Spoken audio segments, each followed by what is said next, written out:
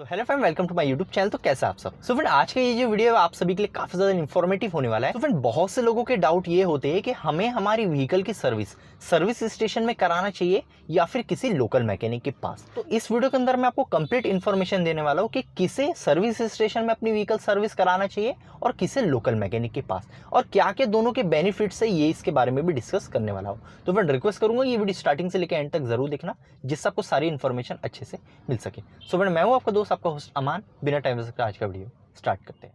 So friend, अगर आज के डेट में हम लोकल वर्कशॉप को सर्विस स्टेशन से कंपेयर करें तो दोनों ही आपको काफी अच्छी सर्विसेज आज के डेट में ऑफर कर रहे हैं। पहले जो लोकल वर्कशॉप थे वो इतनी अच्छी सर्विसेज आपको प्रोवाइड नहीं करते थे, लेकिन आज के डेट में देखा जाए तो लोकल वर्कशॉप भी आपको काफी best and best service provide कर रहे हैं। तो सबसे पहले मैं ये डिस्कस करता हूँ कि किस पर्सन को अपनी व्हीकल सर्विस स्टेशन में सर्विस कराना चाहिए और किसे लोकल में। तो बट सबसे पहली कंडीशन तो ये है कि आपकी जो व्हीकल है, अगर आपने न्यू व्हीकल परचेस किए हो या फिर अगर आपकी व्हीकल अंडर वारंटी है, मींस अगर वो स्टैंडर्ड वारंटी के अंदर है या फिर एक्सटेंडेड वारंटी के अंदर क्यों ना हो, तो आपको आपकी व्हीकल जो है वो सर्विस स्टेशन में ही सर्विस कराना चाहिए। या फिर कोई एडिशनल वर्क भी अगर होता है, कोई रिपेयरेबल वर्क भी होता है या कोई भी आपको इश्यू आता है, तो सिर्फ और सिर्फ आपको सर्विस स्टेशन में आपकी व्हीकल को सर्विस या फिर रिपेयर कराना चाहिए।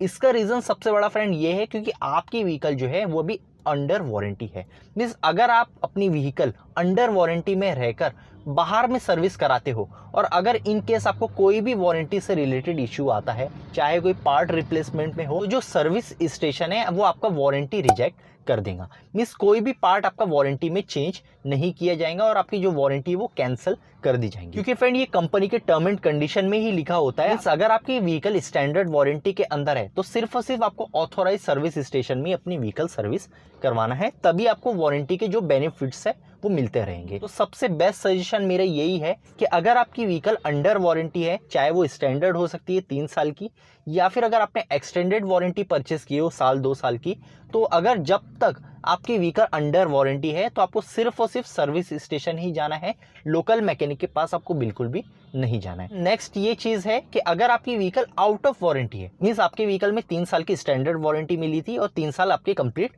हो गए हैं, आपने कोई भी एक्सटेंडेड वारंटी यहाँ पे परचेस नहीं किए हो, या फिर अगर परचेस किए भी हो तो वो भी एंड हो गई है, तो जिनके व्हीकल की वारंटी खत्म हो गई है तो उनके पास 2 ऑप्शन बच जाते हैं। वो सर्विस अपनी सर्विस स्टेशन में भी करवा सकते हैं या फिर लोकल वर्कशॉप में भी करवा सकते हो। आप कहीं भी जा सकते हो, कोई इशू यहाँ पे आपका नहीं होने वाला है। दोनों को अगर मैं कंपेयर करूँ तो बेनिफिट्स लोकल में आपको ये मिल जाते हैं फ्रेंड। अगर किसी भी आप सर्विस स्टेशन में जाते हो, कोई भी आप वर्क वहां पे करवाते हो, तो पार्ट्स या फिर लेबर दोनों के ऊपर आपको एडिशनल जीएसटी देना पड़ता है।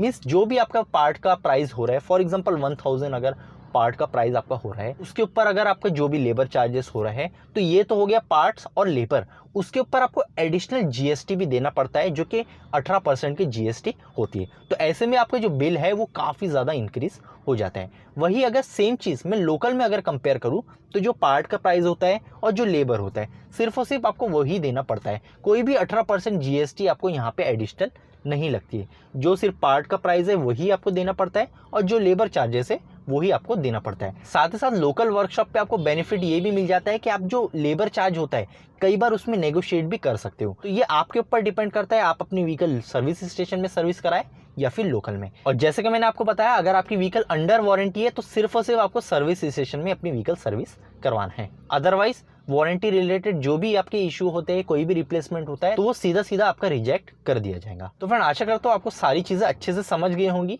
कि आपको अपनी व्हीकल सर्विस स्टेशन में सर्विस कराना चाहिए या फिर लोकल वर्कशॉप में जाना चाहिए। अगर इस वीडियो से रिलेटेड आपकी कोई भी डाउट रह जाते हैं तो आप कमेंट सेक्शन में पूछ सकते हो, मैं जल्द से जल्द आपको रिप्लाई देता हूँ। सो फ्रेंड, आज के लिए इतना ही, मतलब नेक्स्ट वीडियो में। जब तक के लिए गुड बाय।